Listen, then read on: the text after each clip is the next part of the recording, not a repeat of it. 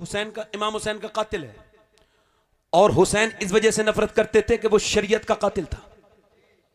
ठीक, उसने शरीयत को बदला था, बदतमीज था, बदतरीन था, सब जानते हैं। हालांकि यजीद की भी कुछ हामी पैदा हो गए हैं, छुपके छुपके करते हैं, खुल के नहीं आते। आज तक किसी यजीद के मानने वाले ने अपने बेटे का नाम यजीद नहीं रखा। ये तो कहत का आलम है। खूब पर्दा है कि चिलमन से लगे बैठे हो, छाप साफ छुपते भी नहीं, सामने आते भी नहीं। कह दो ना आपके हैं यजीद, मगर हम अल्हम्दुलिल्लाह आला हजरत के मानने वाले हैं। जोर से बोलो। अब जरा आगे आइए, हम अहले बैत के गुलाम इमाम हुसैन करबला के मैदान में जा गए हैं, जाके फरमाते हैं मुझे पहचानो, मैं हुसैन हूं। हुसैन ने ये खड़े होके इस वजह से कहा कि ताकि कल को ये कह ना सके आपने खत दिखाए, ये खत तुम लोगों ने लिखे थे, मैं आया। अगर इमाम अली मकाम ने उनसे कहा मुझे यजीद से मैं इस मुल्क को छोड़ के चला जाता हूं, मगर उनका नहीं, या तो बैत करो या फिर जंग लड़ो। इमाम ने फरमाया ठीक है। अच्छा, जब जंग शुरू हुई, उधर से एक औरत अपने बच्चे की खरीदारी शादी की करके जा रही, जवान बच्चा साथ में था। बेटे ने सुना आवाजें आ रही हैं, माँ ने कहा देख के आओ बेटे, कैसा कैसा शोर है। बेटा आके रोने लगा, कहा मैंने देखा एक शख्सियत खड़ी है मैदान करबला में, उनकी जुल्फें इतनी खूबसूरत, उनका चेहरा, मैंने इतना हसीन इंसान नहीं देखा, सूरज से ज्यादा उनका चेहरा चमकता था। मैंने पूछा कौन है, कहा हुसैन इब्ने अली है। कहा अच्छा, कहा फिर, कहा उन पर बड़ा बड़ा आजमाइश है अम्मा, बड़ा उन पर इम्तिहान का वक्त है। अम्मा ने कहा बेटे चल ये शादी वादी की तैयारी तो छोड़, मैं तुझसे एक बात पूछूं, मैंने आज तक तुझसे अपने दूध का कर्ज नहीं मांगा, आज मांगती हूं। का बोल बेटे, बोलो मेरी माँ। का मेरे बेटे बात यह है कि तू ऐसा करके आज हुसैन के ऊपर कुर्बान हो जा। मैं कैसे शादी रचाऊं जबकि फातिमा के घर को लूटा जा रहा है, मैं कैसे शादी रचाऊं। जब उस औरत ने यह कहा, बेटा बोला अगर तू मां नहीं कहती मैं फिर भी यही करता जो तू कह रही है। बेटा गया इमाम से कहने लगी मां मेरे बेटे को कबूल फरमा ले। इमाम ने फरमाया कि तेरा जब ये बुढ़ापे का सहारा है। कहने लगी मुझे बुढ़ापे का सहारा नहीं, आखिरत का सहारा चाहिए, आखिरत का। मेरे बेटे को हुजूर कबूल फरमाए। इमाम ने फरमाया ठीक है, का वादा करें आप कि जब आप इस पर कर्म करेंगे तो इसकी मां को याद रखेंगे। इमाम ने फरमाया ठीक है। अब वो बच्चा गया, वो जब जंग लड़ रहा था, मां ऐसे करके अपनी झोली फैला के कहती थी, ए मेरे मालिक मेरे बच्चे पर फजल फरमा दे, इसकी शहादत कबूल कर ले। जब मां ने दुआ मांगी, गर्दन कटी, आकर के उसकी दुआ, मां की दुआ के दौरान गर्दन कट के झोली में गिरी। मां ने बाल पकड़े बच्चे के और घुमा के सर फेंका यजीदियों की तरफ और कहा ये लो, जो चीज हम अल्लाह की राह में दे देते हैं वापस नहीं लेते। कोई क्या मुकाबला करेगा हुसैन के गुलामों का। अच्छा, इमाम गए हैं अपने खेमे में, सब शहीद हो गए, आखिरी अपने बेटे को, अपने भतीजे को उठा के लाए कासिम को, तो उनका अच्छा उनको उठा के लाए तो टुकड़े अपने गठरी में बांध के लाए। अपने भाई अपने बेटे को लेने गए तो हजरत अली अकबर आंखों में आंसू थे। अब्बा, कहा बेटे मेरे रोते क्यों, शहीद रोते नहीं शहादत के वक्त। कहा अब्बा मैं अकेला रह जाऊंगा, भाई आप अकेले रह जाएंगे, भाई बीमार है। इमाम ने फरमाया तेरे बाप के साथ अल्लाह है, परेशान ना हो। इमाम अपने जवान बेटे की लाश को भी उठा के ले गए। ये कहना कितना आसान है, जिसने जवान लाश उठाई उससे पूछो, वो कंधे कभी उठते नहीं जिस कंधों पे बोझ रख जाए जवान बेटे का। मगर जो जवान बेटे की मैयत पे न रोया वो हुसैन, जिसने सब कुछ खो के भी कुछ भी न खोया वो हुसैन। मुझसे मेरे हुसैन का न पूछ हौसला, जितने भी जख्म आए पर रोया नहीं हुसैन। कह तो हवा से जाके अब शोर ना करे, तैबा से करबला तक सोया नहीं हुसैन। इमाम आए, आके जब पटका बांधा और जब इमामा बांधा, तलवार हाथ में ली। जब तलवार हाथ में ली है तो इधर से पीछे से एक जवान बेटे ने कांदा का, अब्बा मुझे जाने दें। इमाम ने फरमाया मेरे ज़ैनुल आबिदीन ना, तू मेरी अमानतों का अमीन है, मैं सारी अपनी विरासत तुझको देता हूं, तुझसे मेरी नस्ल चलेगी। अपने बेटे को समझाया, बीमार थे, इमाम ने अपने बेटे को समझाया। फिर अपनी बीबियों के पास गए, ये हो सकता है मेरी जिंदगी की आखिरी तकरीर हो, मौत का कोई भरोसा नहीं, हमें हुजूर के दीन से इखलास करना चाहिए, मुखलिस बन जाएं हम लोग हुजूर के लिए। आप जरा गौर करें, इमाम मेरा जा रहा है अपनी बहन से कह रहा है रोना मत, बीवियों से कह रहा है रोना मत, बेटी से 15 साल की बेटी भी है और 6-7 साल की सकीना भी है, कहते रोना नहीं। इमाम जा रहे हैं, सैयदा ज़ैनब ने कहा किसके सहारे छोड़ के जा रहे हैं? कि जिसके सहारे इब्राहिम ने हाजरा को छोड़ा था, उसी के सहारे छोड़ के जा रहा हूं। मेरे इमाम ने जब करबला की तरफ को चले तो उधर रस्सी की बांगे पकड़ी हैं, किसने? इमाम के घोड़े की बांगे पकड़ी हैं, रस्सी पकड़ी है सकीना ने। इमाम फिर भी चले और गए और जाके अपनी बेटी को समझाया, चले गए मैदान में, मगर एक तीर आके लगा, पहला तीर है ये, क्योंकि तलवार का मुकाबला कोई ना कर पाया, तलवार हैदर कर्रार की हाथ में थी। तीर दूर से मारा बुज़दिल ने, तीर इमाम के लगा सीने में। इमाम वापस गए, क्या अपने कहा खैमे में, कहा ज़ैनब क्या रोई थी? बहन ज़ैनब से कहा हां रोई थी। कहा मैं रुखसत हुआ तो नहीं रोई? कहा वो ठीक है, मगर मेरे आप भाई हो, साथ में हम मदीने में पले हैं,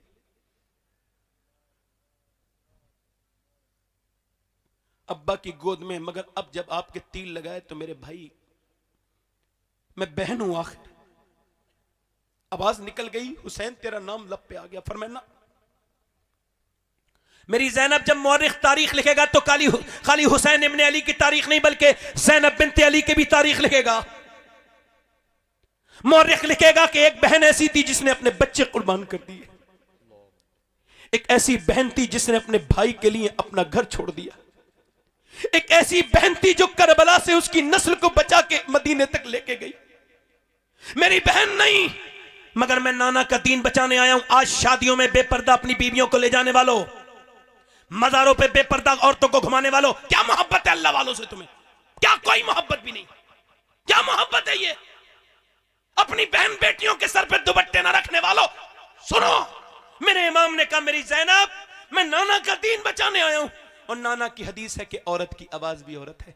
अभी तो सिर्फ मेरे तीर लगाए, मेरी लाश पर घोड़े दौड़ेंगे। मेरी बहन तुझको रोना नहीं, चीखना नहीं, चिल्लाना नहीं, मेरी बहन बिल्कुल नहीं। इमाम चले गए इमाम तो क्या कह के गए, काश कि मैं अपनी शादी जब करूं, हमारे यहाँ तो एक दुपट्टे की बड़ी सी एक लंबी सी एक दुपट्टा हो एक बैग में, और जो औरत बगैर दुपट्टे के आ रही हो उसको मैं दुपट्टा पेश कर दूं शादी के दिन। वो पूछे क्यों? कहा तू मेरी बहन है, मेरी बहन तेरे सर नंगा अच्छा नहीं लगता। ये काश ये मिजाज बना के यहाँ से जाए। इमाम करबला में गए, और जब इमाम गए तो अब 10,000 लोग या 9,000 10,000 8,000 लोग एक इंसान के तीर मारेंगे, एक आदमी के तीर मारेंगे, कहां लगेंगे?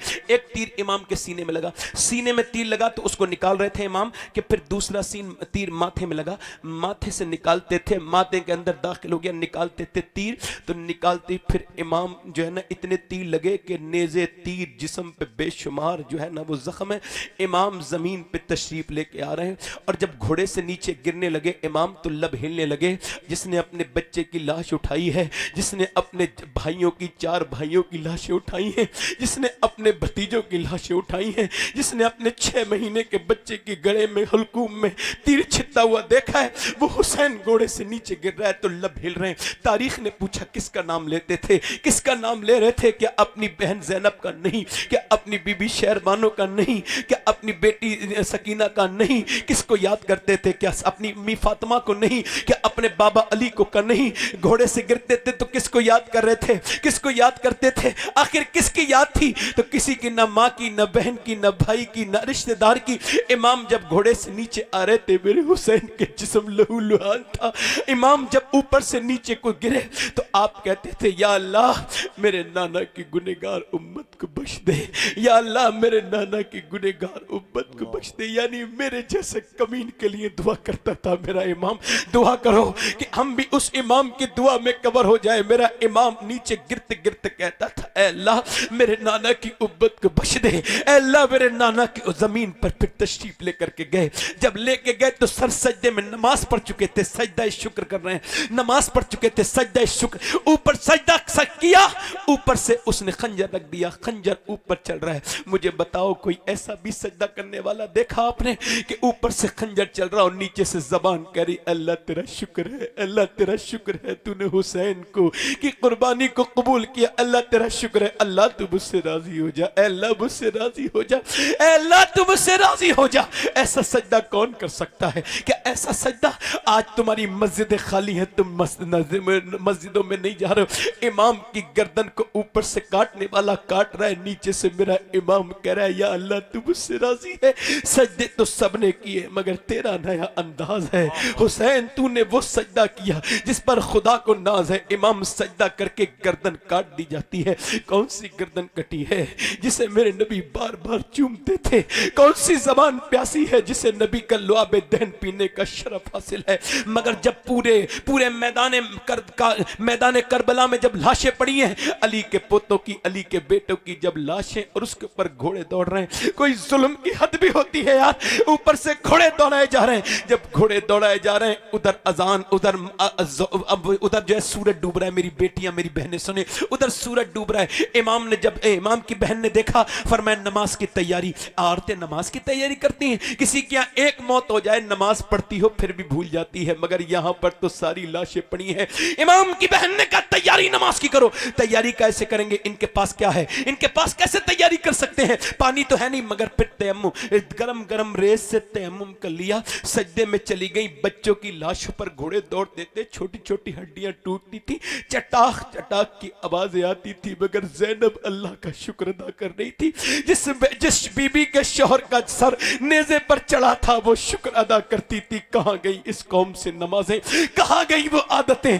बर्बाद होती चली जा रही। हुसैन ने बुराई का खात्मा करने के लिए अपनी कुर्बानी दी, मगर आज घर घर में सिनेमा है, आज हर हाथ में सिनेमा है। हर नौजवान लड़का रात के वक्त में गंदी तस्वीरें देख के समझता है मुझे किसी ने नहीं देखा, मगर तेरे रब ने तुझे देख लिया, तेरे रब ने तुझे देख लिया। मेरे आका करीम गुजर के जा रहे हैं, एक पत्थर के करीब बहुत पानी है। अल्लाह अकबर। मेरे नबी करीम ने उस पत्थर को देखा, हैरत की। एकदम मेरे अल्लाह की तरफ से पैगाम आया, मेरे महबूब इस पत्थर से पूछो कि इसका पानी इसके अंदर से इतना क्यों निकल रहा है। हुजूर ने पूछा तो उस पत्थर ने कहा, जब से मैंने ये सुना है कि पत्थर और इंसान जहन्नम का ईंधन बनेंगे, मैं इतना रोया हूं हुजूर कि मेरा ये पानी मेरी आंखों के आंसू हैं। पत्थर रोने लगे, मगर इंसान के सीने बिल्कुल बेकार हो गए। यार मैंने अपनी आंखों से पोस्टमार्टम होते देखे, आपने कभी नहीं देखा तो वीडियो देख लीजिएगा पोस्टमार्टम की, जरा गौर कर लीजिएगा कैसे होता है पोस्टमार्टम, जरा देखना। लाशें मुरादाबाद के पोस्टमार्टम हाउस पे जाके देखो, पड़े हैं जवान नौजवान, अपने घर से मोटरसाइकिल के निकला था, उसको खबर नहीं थी मौत आ जाएगी। गाने कानों में लीड लगा के सुनते जाता था, उसको खबर नहीं थी मौत, मगर मौत ने आ लिया। हम कहते थे तौबा कर लूंगा मियां, कर लूंगा, अभी वक्त पड़ी है, वक्त पड़ा है, अब कब करेगा वो अपने रब को मना ले, मगर नहीं, आज जब लाश गई है, वो कह रहा है चीरने वाला हमारे पास वक्त नहीं, कल आना, कल। अब पूरी रात उसी लाश के दरमियान पड़े हैं, उसके सर पे ट्रक चला था, पूरी रात वहीं पे खड़े। अब सुबह को उसने चीरना शुरू किया है, तो पहले तो वो चीरते थे हथौड़ी से, कुल्हाड़ी से चीरते थे, अब उनके पास ग्लेंडर है, ऊपर से डालते हैं, नीचे तक ऐसे चीरते चले जाते हैं, और जिस्म को पूरा खोल देते हैं, अंदर से अच्छे अच्छे हिस्से निकालते हैं, फिर मोटी सुई से फिर उस पे स्टिक लगाते हैं, टाके लगाते हैं, और फिर उसके बाद बंद करके फिर काली पन्नी में करके भेज देते हैं। हुजूर फरमाते जब मुर्दे का हाथ पकड़ता है ना गस्साल, मुर्दा कहता है आराम से उठा, तेरे उठाने से बड़ी तकलीफ होती है। ये बताओ जब हाथ उठाने से तकलीफ होती है तो जब वो चीरता होगा तो कितनी तकलीफ होती होगी। हमारे यहाँ संबल का जो बैजोई के पास है पोस्टमार्टम हाउस, जब मेरा दिल ज्यादा सख्त होने लगता है तो मैं अपनी गाड़ी उठा के उस पोस्टमार्टम हाउस पे जाता हूँ, बगैर किसी को बताए हुए, थोड़ी देर मुंह अपना छुपाए हुए खड़ा रहता हूँ, और मैं वहां पे डेड बॉडी को आते देखते देखते सोचता हूँ, या अल्लाह मैं दिन रात सफर में रहता हूँ, मेरे मालिक मुझे पोस्टमार्टम वाली मौत से बचा लेना मेरे रब। वो पोस्टमार्टम वाली मौत कितनी सख्त मौत है। और मेरे दोस्तों और मेरे भाइयों, मैं आपसे कहता हूँ आओ तौबा कर लो। तुमने अपने घर से जाते हुए बुजुर्ग नहीं देखे, तुमने उठते हुए हंगामा, कब तौबा करोगे? बोलो जब आसमान फटेगा तब तौबा करोगे। बोलो कब तौबा करोगे? बोलो तुमने बादशाहों को मरते नहीं देखा क्या? तुमने अपने मोहल्लों से उठते हुए लाशें, जवान और बूढ़े और औरतों की लाशें, मेरी बहनों तुमने औरतों को कब तौबा करोगे? क्या तुम दुनिया में आए थे इस वजह से जो करो। नहीं नहीं नहीं, तुम्हें आजमाइश के लिए दुनिया में भेजा गया था, मगर तुम कैसे बन गए।